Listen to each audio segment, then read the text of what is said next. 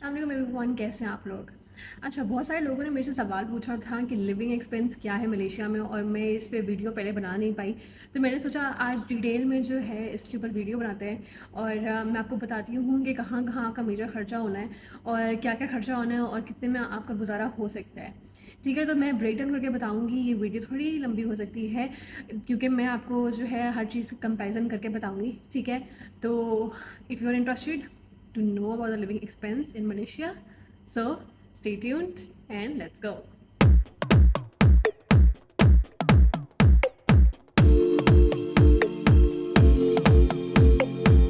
तो सबसे पहली चीज़ जो हम कंसिडर करेंगे वो है आपकी अकोमोडेशन। ठीक है, अकोमोडेशन के ऊपर हम डिस्कशन करते हैं। बहुत सारे लोग मुझसे सवाल पूछते हैं कि हम ऑन कैंपस अकोमोडेशन में रहें या ऑफ कैंपस में रहें।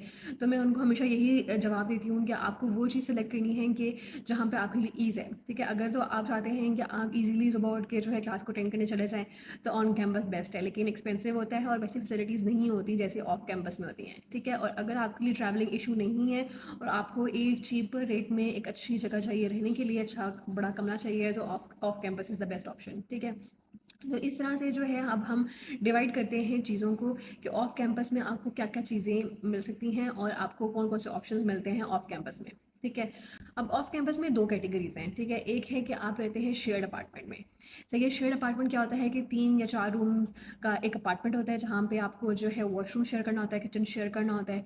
ठीक है, उसमें जो है कैटेगरीज वाइज डिवाइड किया होता है रूम्स को। छोटा रूम होता है, मीडियम रूम होता है, फिर मास्टर रूम होता है। मास्टर रूम के साथ मेरे ख्याल से जो है वो वॉशरूम अटैच्ड होता है। ठीक है, और बाकी जो रूम्स हैं वो शेयर्ड वॉशरूम यूज़ करते हैं। सही है, उसमें ये होता है कि कई दफ़ा आपको बालकनी भी मिल जाती है तो आपके लिए वो भी ईज़ी हो जाता है कि आपको बाहर से व्यू नज़र आ जाएगा, लाइट अच्छी आती है। ठीक है, और मीडियम रूम अच्छा होता है, साइज़ अच्छा है उसका। और जो कॉस्ट स्टार्ट होती है उसकी, वो स्टार्ट होती है 500 से लेके 700 800 तक, आपका डिपेंडिंग ऑन कि आप किस जगह पे जाके रहने वाले हैं। ठीक है, क्योंकि मैं केएल में रहती हूँ तो मैं केएल के अकॉर्डिंग, और जो मेरे जानने वाले रहते हैं ऑफ कैंपस में, तो उनके साथ डिस्कशन हो के तो मुझे थोड़ा बहुत आइडिया हुआ है कि कैसे जो है वो कैटेगरी वाइज, रूम वाइज जो है, साइज़ वाइज आपको जो है कॉस्ट आपकी वेरी कर रही होती है। ठीक है, ज़ाहिर है अगर आप मास्टर रूम लेंगे तो उसकी कॉस्ट फिर ज़्यादा होगी, आप छोटा रूम लेंगे तो उसकी कॉस्ट कम होगी। ठीक है, लेकिन फैसिलिटीज़ आपको जो है मिलती हैं, आपकी यूटिलिटीज़ उसके अंदर ही इंक्लूडेड होती हैं। जैसे आपकी जो इलेक्ट्रिसिटी बिल है वो उसके अंदर इंक्लूडेड होता है, अगर गैस है तो वो उसके अंदर इंक्लूडेड होती है। ठीक है, मोस्ट ऑफ द टाइम ऐसे अपार्टमेंट्स के अंदर जो है वो इलेक्ट्रिक स्टोव्स मिलते हैं। ठीक है, तो वो जो है उसके अंदर ही इंक्लूडेड होता है, और लॉन्ड्री भी अंदर ही मिलती है आपको, कि लॉन्ड्री जो आपको उसको एक्स्ट्रा पे नहीं करना पड़ता। आपको मशीन वगैरह अंदर ही मिलती हैं, तो आपको आपके फिजिबिलिटी के अकॉर्डिंग आप जो है कपड़े वगैरह धो सकते हैं। ठीक है, दूसरा ऑप्शन जो है वो है आपका कि आप स्टूडियो अपार्टमेंट लेते हैं। स्टूडियो अपार्टमेंट में ये होता है कि आपके पास खुद एक अपना अपार्टमेंट आ जाता है जिसमें आपके पास एक किचन होता है, रूम होता है, लिविंग एरिया होता है। ठीक है, और आप जो है वॉशरूम अपना यूज़ कर रहे हैं और हर चीज़ अपनी यूज़ कर रहे हैं। अब obviously that would be a little expensive. ठीक है, उसकी कॉस्ट जो है 1000 से 1600 तक की रेंज में आती है, डिपेंडिंग कि आप किस जगह पे रह रहे हैं। ठीक है, मेरे जाने वाले वो बुकित बिनतांग के पास भी रह रहे हैं, तो ऑब्वियसली वो 600 तक पे करते हैं, और उसके ऊपर फिर यूटिलिटी आपको सेपरेटली पे करनी होती है अकॉर्डिंग टू योर यूसेज। ठीक है, क्योंकि हर चीज़ तो आपकी अपनी है, तो आप जो भी इलेक्ट्रिसिटी यूज़ करेंगे, आपको वॉशरूम के लिए वो जो एक आपका पानी गर्म करने के लिए यूज़ करना है या स्टोव यूज़ करना है या कुछ भी यूज़ करना है, तो आपकी वो यूजेज के ऊपर होता है, तो उसकी कॉस्ट भी अराउंड 200 से 300 के अराउंड आपकी आ जाती है। ठीक है, तो वो आपका सेपरेट होता है उस अगर रूम के उस अपार्टमेंट के कॉस्ट के अलावा। ठीक है, तो ये दो कैटेगरीज हैं।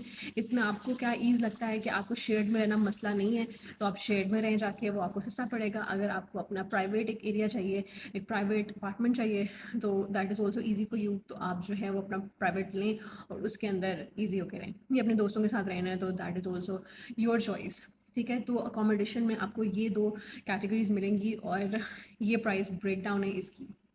सेकंड जो कॉस्ट आती है वो मैं कंसिडर करती हूँ खाने पीने की। ठीक है, ग्रोसरी की। अब यहाँ पे जो है लोग जो आते हैं मोस्टली हमारे एरिया से, पाकिस्तान, इंडिया, बांग्लादेश, ये लोग मोस्टली कुकिंग नहीं करते हैं। ठीक है, बहुत कम लोग देखे हैं मैंने यहाँ पे ऑन कैंपस में भी, जब मैं रह रही हूँ इतने इतना टाइम हो गया मुझे, तो मैंने बहुत कम लोगों को कुकिंग करते हुए देखा है। इवन लड़कियाँ भी यहाँ पे खाना नहीं बनाती हैं। ठीक है, ये सारे के सारे बाहर से ऑर्डर करते हैं। ठीक है, अगर आपको ग्रोसरी लेनी है, आपको लगता है कि हाँ मैं ज़्यादा टाइम के लिए आ रहा हूँ या आ रही हूँ तो मुझे कुकिंग करनी है, तो ग्रोसरी जो मैं लेती हूँ उस पर जो है तकरीबन मेरा जो खर्चा आता है वो आता है अराउंड 200 से 250 रिंगिट्स का। ठीक है, उसमें क्या होता है कि उसमें मैं हर चीज़ लेती हूँ, क्योंकि मुझे कुकिंग करने का शौक भी है, तो मैं कुकिंग बहुत ज़्यादा करती हूँ। तो मैं उसमें हर चीज़ लेती हूँ, मैं चिकन लेती हूँ, मैं दूध लेती हूँ, मैं आटा लेती हूँ, मैं चावल लेती हूँ, ठीक है। उसके अलावा जो आपकी सब्जियाँ या फ्रूट्स हैं वो लेती हूँ, तो उसमें जो है मेरा खर्चा इतना आता है, ठीक है। अगर आपको लाइक आटा गूँथना नहीं आता तो obviously that that would be excluded from that list, ठीक है। तो आप जो है अपनी चीज़ों के अपनी नीड्स के अकॉर्डिंग जो है वो चीज़ें परचेज़ करेंगे, तो आपका खर्चा और कम होता जाएगा, ठीक है। और फिर अगर आप जो है बाहर से खाना खा रहे हैं तो आपको कॉस्ट ज़्यादा भी पड़ सकती है कि आप कहाँ से ऑर्डर कर रहे हैं, ठीक है। ऑब्वियसली फिर डिलीवरी चार्जेस अलग से होते हैं। फिर यहाँ पे अगर बुके जलील में रह रहे हैं तो बुके जलील में तो यहाँ पे फूड ऑप्शंस बहुत कम है, तो डिलीवरी चार्जेस ज़्यादा पड़ते हैं, ठीक है। हाँ, अगर आप केएल में रह रहे हैं अंदर बुकित बिनतांग चौकेट साइड पे, तो वहाँ पे तो रेस्टोरेंट ईजिली मिल जाते हैं और वहाँ पे फिर आप खाना आराम से खा सकते हैं। तो यहाँ पे जो ब्रेकडाउन हो रही है वो ये है कि 200 से 250 तक के अराउंड मेरी ग्रोसरी लगती है, तो आपकी भी अराउंड इतनी ही लगेगी अगर आपको कुकिंग करनी है तो। थर्ड चीज़ डिस्कस करते हैं, वो होता है आपका मेडिकल से रिलेटेड खर्चा। तो मेडिकल से रिलेटेड खर्चा कुछ नहीं होता स्टूडेंट्स के लिए स्पेसिफिकली, बिकॉज जब भी आप जो है यहाँ पे पढ़ने के लिए आ रहे होते हैं तो आपका यूनिवर्सिटी कॉलेज जो है आपकी इंश्योरेंस करवाता है। मेरी इंश्योरेंस हुई थी एटिका की, ठीक है। तो एटिका जो है वो मेरी ये सारी मेडिकल एक्सपेंस को कवर करता है, ठीक है। तो हमारे पास क्लिनिक के लिए सेपरेट एक इंश्योरेंस होती है, अराउंड 500 रिंगिट्स वो हमें देते हैं, ठीक है। और 16,000 रिंगिट्स तक जो है हमारी हॉस्पिटल की होती है, खुदा ना खासा हॉस्पिटल जाना पड़े, ठीक है। तो इसमें जो है आपका मेडिकल से रिलेटेड कोई खर्चा नहीं होता है। अगर फॉर एग्जांपल आप बीमार हो गए हैं और आपकी जो यूनिवर्सिटी उन्होंने आपकी इंश्योरेंस करवाई दी है, तो आप किसी ऐसी क्लिनिक में जाएंगे जो आपकी इंश्योरेंस को कवर करेगा, ठीक है। तो आपने चेक करके जाना है अपनी ऐप के ऊपर, फॉर एग्जाम्पल अगर एटिका है तो ऐप पे चेक करके जाएंगे कि कौन कौन से नियरेस्ट क्लिनिक्स और हॉस्पिटल्स हैं जो आपकी इंश्योरेंस को कवर कर रहे हैं, ठीक है।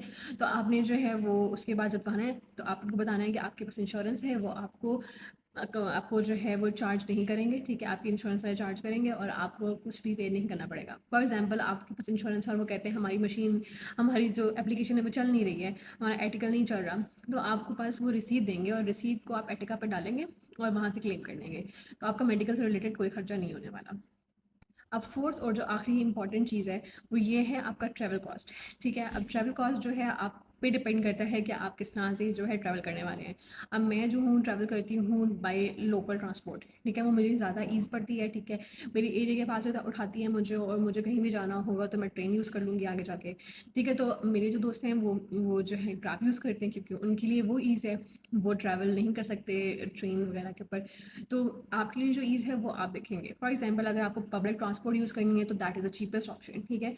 उसमें आपको ये होता है कि आप स्टूडेंट वीज़ा पे आ रहे हैं, तो आपको जो है मैं आपको लिंक शेयर कर दूँगी डिस्क्रिप्शन के अंदर, ठीक है। रैपिड केल के वेबसाइट पर जाएंगे, वहाँ पे जाके कंसेशन कार्ड के लिए अप्लाई करेंगे आप अपने स्टूडेंट आईडी कार्ड पे, जो आपका आई कार्ड होता है उसके ऊपर जो है आप अपना कंसेशन कार्ड अप्लाई करेंगे और वो साल के लिए जो है वो वैलिड हो जाता है, ठीक है। और आप जो है कहीं भी जाएंगे तो आपकी जो एलआरटी की जो नॉर्मल कॉस्ट थी हाफ कॉस्ट पे आपको जो है ट्रैवलिंग पड़ेगी। फॉर एग्जांपल आप केएलसी से जा रहे हैं, वैसे 4 पड़ता है तो आपको 2 पड़ेगा, ठीक है। तो इस तरह से जो है आपकी कॉस्ट जो है वो ट्रैवलिंग की रिड्यूस हो जाएगी बाय यूजिंग एलआरटी। और रैपिड केल की बसेस चल रही होती हैं हर जगह से, ठीक है। तो मैं यहाँ स्क्रीन पे शो करवा दूँगी कि किस तरह से आपको चेक करना है कि यहाँ से आपको कैसे लोकेशन चेक करनी है कि यहाँ से कौन सी बस जा रही है किस लोकेशन तक, या कौन सी ट्रेन जा रही है, आपको कैसे चेक करना है, ठीक है। तो यहाँ पे आप उसको चेक करेंगे और उसके बाद जो है आप डिसाइड करेंगे कि अच्छा ये राउट्स जो हैं वो ईजीएस्ट हैं, या ये राउट्स जो हैं मुझे करीब तरीन पड़ रहे हैं कि जो डिस्टेंस है वो कम है और मैं जल्दी पहुँच जाऊँगा। तो उसमें जो है आपने खुद से जो है वो राउट्स को सिलेक्ट करना है और उन ट्रेन्स को बदल के आपने जो है आगे अपनी डेस्टिनेशन तक जाना है, ठीक है। तो इसमें जो है आपका ट्रैवल का एक्सपेंस भी रिड्यूस हो जाएगा। तो अगर मैं इसको अब बिल्कुल लाइक वाइंड अप करूँ इस टॉपिक को और मैं आपको एग्जैक्ट बताऊँ क्या क्या अमाउंट है जिस पे आप लाइक गुजारा कर सकते हो मलेशिया में, तो आप देख लो कि अगर आप रूम लेते हो फॉर एग्जांपल 500 रिंगिट वाला, और 2 जगह आपकी जो है वो ग्रॉसरी आ गई है, और उसके बाद आपका ट्रैवल एक्सपेंस भी आपकी ट्रैवलिंग के ऊपर है कि आप उसका भी लगा लो 100 रिंगिट लगा लो, ठीक है। तो आपका 800 तक बन गया।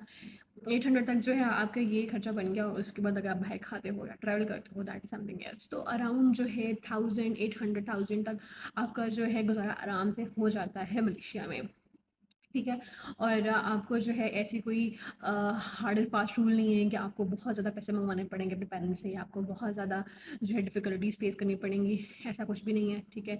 यहाँ पे रहना इज़ ईजीएस्ट, ठीक है, ख़र्चा कम है, और आपको जो है ऐसा फाइनेंस का इशू फेस नहीं करना पड़ेगा अगर जो है आपके पास एक लिमिटेड बजट है तो, ठीक है? तो इसमें जो है अगर कोई और चीज़ ऐड अप हो सकती है, आपको लगता है कि भई ये चीज़ आपको जो है बतानी थी कॉस्ट से रिलेटेड, तो आप मुझे कमेंट में मेंशन करें। मैं उस चीज़ को भी आपको ब्रेकडाउन करके बता दूँगी कि इसके ऊपर क्या कॉस्ट लगती है, ठीक है? तो उसमें जो है हम उसको भी डिस्कस कर लेंगे। अभी जो मुझे लगा कि ये कुछ 4 मेजर पॉइंट्स हैं जो डिस्कस होने चाहिए, जो आपको कॉस्ट पता होनी चाहिए, तो ये मैंने आपको मेजर मेजर कॉस्ट बता दी हैं, ठीक है? तो इसके अलावा कुछ हुआ तो आप मुझे लाज़मी बताएँ and I will share the cost with you. इस वीडियो के लिए इतना ही। Thank you so much for watching and Allah हाफ़िज़।